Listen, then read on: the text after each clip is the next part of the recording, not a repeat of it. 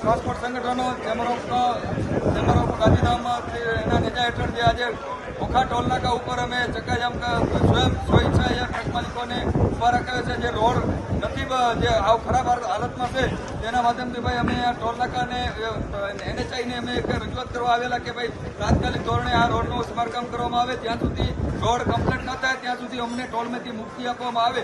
હવે આજે અમે અહીંયા મોખા ટોલ નાકો બંધ કર્યો છે.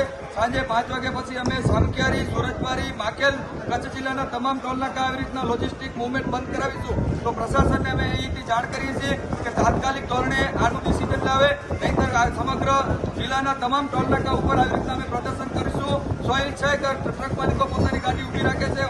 તમામ ટ્રક ડ્રાઈવરો અમને સાથ સહકાર આપે છે. અમે આ સિસ્ટમથી, આ રોડથી અમે બેમાલ થઈ ગયા છીએ. તો પ્રશાસન, કલેક્ટર સાહેબને અને NHIના અધિકારીઓને અમે કહીએ છીએ કે આનું જલ્દીથી જલ્દી નિરાકરણ લાવે, નહીંતર સમગ્ર કચ્છ આખો સ્ટોપ થમી જશે. એની જવાબદારી પ્રશાસનની રહેશે. અને અત્યારે અમે એ પણ જણાવી દઈએ આપને કે આ લડાઈ, કે આ ચળવળ કોઈ ખાલી અમે ટ્રાન્સપોર્ટરની કે કોમર્શિયલ વાહન માલિકોની નથી. આપ સૌ જાણો છો તેમ ફોર વ્હીલર હોય, ચાહે તમે પત્રકારનું હોય કે ચાહે અધિકારીનું હોય, ખાડાના ભોગ તો આપ પણ બનતા હશો.